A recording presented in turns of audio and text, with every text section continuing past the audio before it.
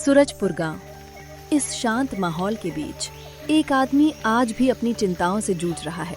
मोहन, जिसके कंधों पर एक परिवार की उम्मीदें टिकी हैं और जिसकी दुकान का बंद होता दरवाजा उसकी परेशानियों की आवाज बन चुका है। आज भी कुछ खास बिक्री नहीं हुई। अगर ऐसे ही चलता रहा तो घर कैसे चलेगा? क्यों मोहन, आज ज्यादा दिक्कत रही क्या? अरे क्या बताऊं रमेश, लोग सस्ता सामान ढूंढते हैं और मैं असली माल रखता हूं। नुकसान तो होना ही है। सस्ता मिलने लगा है इसलिए ही तो। सुनो, कुछ लोग तो शहर से खास सस्ता चावल भी ला रहे हैं, बहुत मुनाफा कमा रहे हैं। सस्ता चावल कहां से? सुना है चीन से। चीन से? अरे ये किस तरह का चावल है? वही तो लोग कहते हैं, ये उगाया हुआ नहीं, कहीं कहीं तो बनाया हुआ चावल भी मिल रहा है। सच है या झूठ पता नहीं, पर जो इसे मिलाकर बेच रहा है वो खूब कमा रहा है। अगर ऐसा है तो बाजार का हाल और भी खराब हो जाएगा। घर कैसे चलाऊंगा? सोच ले मोहन, या तो तू ईमानदारी पर टिका रहे या बाकी लोगों की तरह इस धंधे में उतर जा। क्या सच में? नहीं, सुजाता क्या सोचेगी? उसे सब बताना होगा। मोहन गहरी थकान और चिंतन के साथ घर की ओर बढ़ता है।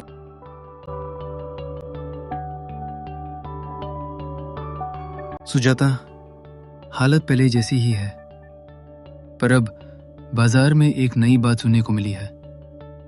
कुछ लोग चीन से चावल मंगा रहे हैं। क्या? चीन से चावल? क्यों?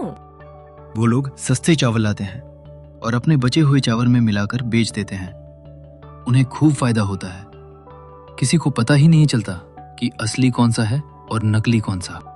मैं समझी नहीं। असली चावल, नकली चावल? मुझे भी यही लगा, इसलिए मैंने सोचा एक बार तुम्हारी भी राय पूछ लूं, क्योंकि परेशानी का बोझ तुम भी तो उठाती हो।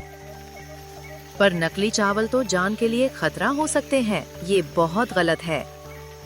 मुझे भी यही लगा, इसलिए मैंने सोचा एक बार तुम्हारी भी राय पूछ लूं, क्योंकि परेशानी का बोझ तुम भी तो उठाती हो। मोहन जी, हम एक बार भूखे सो सकते हैं, पर किसी को धोखा देकर पैसे नहीं कमा सकते। आज चैन से सोएंगे, कल गलतियों का भुगतान जरूर करना पड़ता है।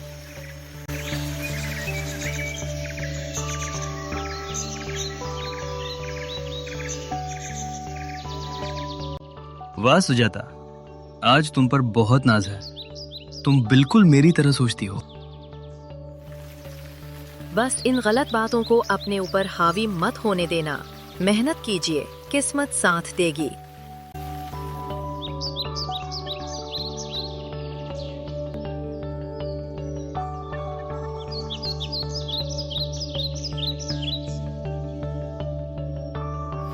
अगली सुबह मोहन जंगल किनारे दयाल बाबा की कुटिया पहुंचता है। अरे बाबा तो यहाँ नहीं है। अब मैं अपनी परेशानियों का हल किससे पूछूं?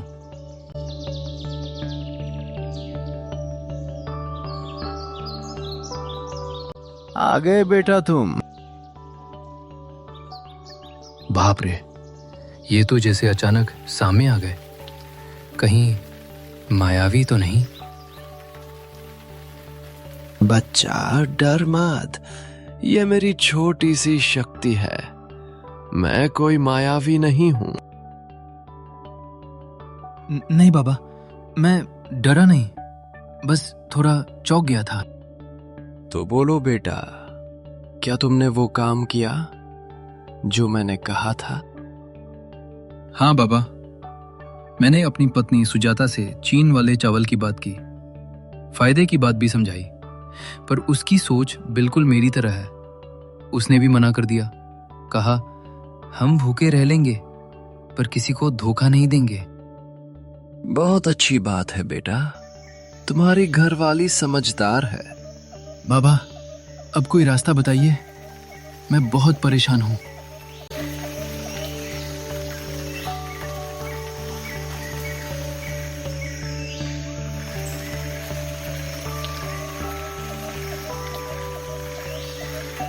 रुको बेटा, मैं तुम्हारे लिए कुछ लाया हूं।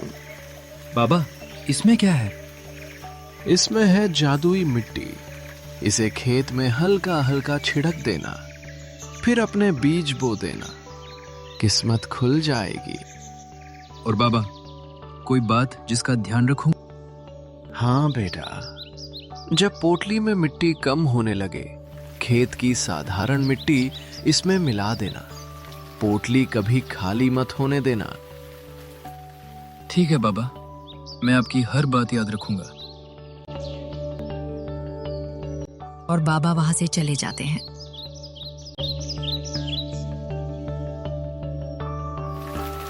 चलो, पहले मिट्टी छिड़क देता हूँ, फिर बीज भी डाल देता हूँ। कल सुबह इसका कमाल जरूर दिखेगा। मोहन उसके दिन अपने खेत में मिट्टी रख देता है। अगली सुबह फिर वो अपने खेत में दौड़ कर आता है। हे भगवान, मेरा पूरा खेत तो हरा भरा हो चुका है। मुझे अपनी आंखों पर विश्वास नहीं हो रहा। बाबा सही कह रहे थे, और सुजाता भी। नेक नियत कभी बेकार नहीं जाती। सुजाता, सुजाता, सुजाता, जल्दी बाहर आओ। क्या हुआ मोहन जी, सब ठीक है? आज हमारा खेत पूरा हरा हो चुका है, सिर्फ एक रात में। क्या इतनी जल्दी? ये कैसे हो गया? बाबा ने जो जादुई मिट्टी दी थी, उसका कमाल है सुजाता। हमारा खेत तो जैसे सोने की खान बन गया है। ये तो बहुत शुभ बात है। लगता है किस्मत अब सच में मुस्कुरा रही है। इस तरह मोहन और सुजाता की ईमानदारी और नेक दिली ने उनकी बदकिस्मती को बदल दिया। अब उन्हें अपनी किस्मत को कोसने की जरूरत नहीं थी। गांव के लोग खेत देखने आते हैं।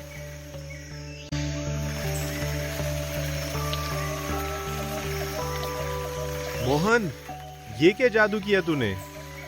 अरे भाई, एक रात में फसल ऐसे कैसे उग गई?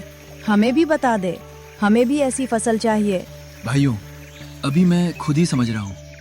थोड़ा समय दीजिए, सबको समझाऊंगा।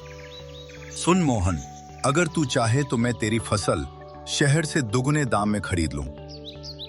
अभी? लेकिन फसल तो कटी भी नहीं है। मैं आगे का सोचकर बोल रहा हूं। ऐसी फसल रोज रोज थोड़ी मिलती है। हम दोनों को फायदा होगा। रामप्रसाद, मैं किसी जल्दीबाजी में फैसला नहीं ले सकता। कृपया थोड़ा समय दो। जैसा तेरी मर्जी, मत बोलना बाद में कि मौका चूक गया।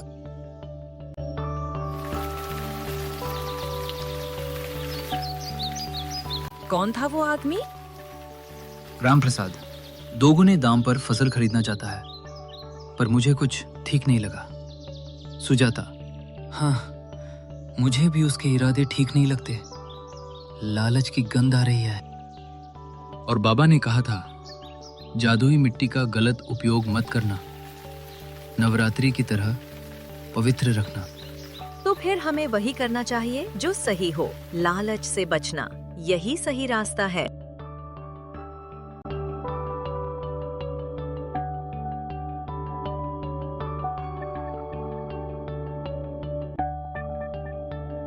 अगली सुबह मोहन दयाल बाबा के पास जाता है। नमस्ते बाबा, ये सब क्या हो रहा है? पूरा गांव मेरे पीछे पड़ा है। रामप्रसाद दुगनी कीमत दे रहा है। मोहन, यही तुम्हारी असली परीक्षा है। परीक्षा? हाँ बेटा, जादू का असली मूल्य ईमान और संयम से पता चलता है। अगर तुम लालच में पड़ गए तो जादू कमजोर पड़ जाएगा। तो क्या मुझे फसल बेचनी नहीं चाहिए? बेचो, क्यों नहीं, पर सही दाम में, सही जगह पर, सही नियत से, समझे? जी बाबा, अब बात समझ में आई।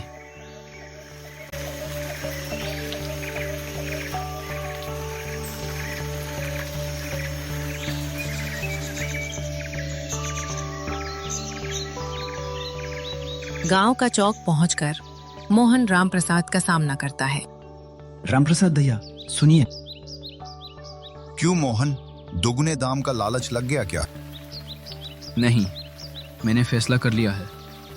फसल वही खरीदेगा जो ईमानदारी से खरीदेगा, किसी चाल या लालच पर नहीं।